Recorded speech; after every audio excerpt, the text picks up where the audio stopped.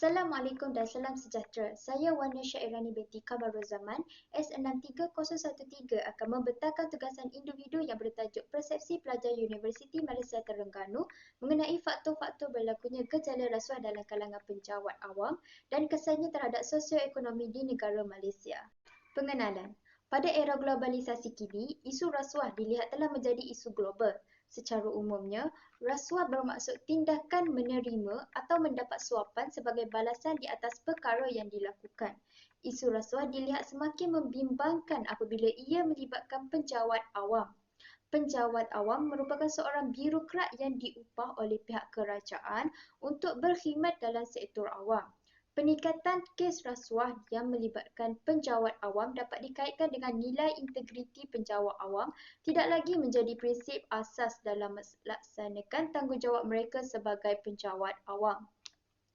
Peningkatan kes rasuah melibatkan penjawat awam dapat dibuktikan dengan statistik yang dikeluarkan oleh pihak Suruhanjaya Pencegahan Rasuah Malaysia iaitu SPRM di mana seramai 145 orang badan berkanun, penjawat awam, swasta dan orang ramai terlibat dalam gejala rasuah pada tahun 2019, manakala pada tahun 2020 pula seramai 89 orang terlibat dalam kes ini.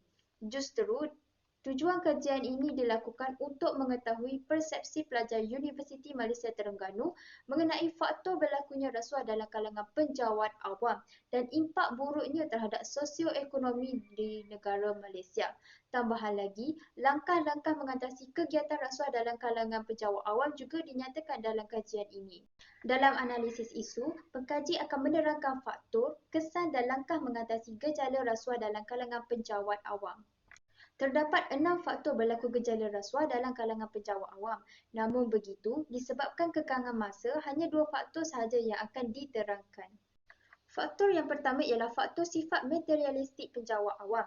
Sifat materialistik merupakan sifat yang mengutamakan keinginan untuk mendapatkan sesuatu. Penjawat awam yang memiliki sifat ini cenderung mengamalkan gaya hidup mewah di luar kemampuannya. Keadaan ini bertambah teruk apabila masyarakat kini gemar membuat penilaian terhadap seseorang melalui kemewahan dan aset yang dimiliki. Semakin banyak aset yang dimiliki, semakin kaya seseorang itu. Sebagai contoh, penjawat awam yang berpendapatan rendah yang menginginkan masyarakat memandang mereka dengan persepsi sebegini akan cenderung mengambil rasuah. Faktor yang kedua ialah faktor gaji yang rendah. Umumnya mengetahui bahawa kos sara hidup di bandar adalah tinggi. Penjawat awam yang berpendapatan rendah yang menetap di bandar akan mendorong mereka menerima rasuah bagi meneruskan kelangsungan diri mereka, terutama penjawat awam yang telah berkeluarga. Dalam kajian ini, pengkaji menggunakan kaedah kuantitatif di mana seramai 20 orang responden pelajar Universiti Malaysia Terengganu terlibat dalam kajian ini. Berdasarkan keputusannya, carta 1 dilihat sebanyak 68% bersetuju mengenai kenyataan ini. Tidak pasti 21% dan selebihnya tidak bersetuju. Carta 2 pula sebanyak 83% bersetuju, 11% tidak pasti dengan kenyataan ini dan selebihnya tidak bersetuju. Terdapat 4 kesan gejala rasuah terhadap sosioekonomi di Malaysia. Namun begitu, hanya 2 kesan sahaja yang akan diterangkan.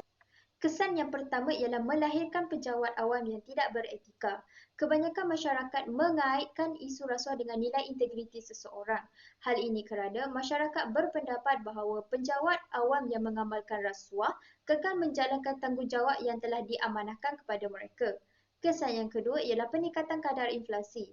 Inflasi bermaksud kenaikan harga barangan dan perkhidmatan dalam tempoh masa tertentu. Suatu kenyataan telah dikeluarkan oleh Transparency International iaitu TI telah menyatakan indeks persepsi rasuah iaitu CPI menunjukkan kedudukan Malaysia telah jatuh ke tangga 62 daripada 180 buah negara berbanding tangga ke-57 pada tahun 2020. Keadaan ini berlaku disebabkan peningkatan kes rasuah dalam negara. Namun begitu, apakah kaitan peningkatan rasuah dengan peningkatan kadar inflasi? Allahyarham Tan Sri Muhammad Ali Hashim pernah berkata, punca utama kenaikan harga barang dan kos sara hidup ialah berpunca daripada gejala rasuah. Maka, benarlah kata beliau. Keputusan soal selidik dapat dilihat di carta 3 dan carta 4. Terdapat 5 langkah mengatasi gejala rasuah dalam kalangan penjawat awam. Namun begitu, hanya 2 langkah sahaja yang akan diberi penerangan. Langkah yang pertama ialah menaik taraf dan meningkatkan kecekapan kemudahan teknologi maklumat ICT. Kita sudah sedia maklum bahawa Malaysia telah mengalami kemajuan dalam bidang teknologi yang dapat dilihat kebanyakan urusan di kaunter telah dilakukan secara atas talian. Oleh itu, peningkatan kecekapan kemudahan teknologi dapat mengatasi gejala rasuah dalam kalangan penjawat awam kerana seseorang itu tidak perlu memberi rasuah untuk mempercepatkan proses sebaran urusan mereka kerana urusan atas talian lebih cepat dan menjimatkan masa. Langkah yang kedua ialah melakukan pemantapan berkaitan aspek penilaian dan saringan ke atas pengambilan calon baru ke sektor awam.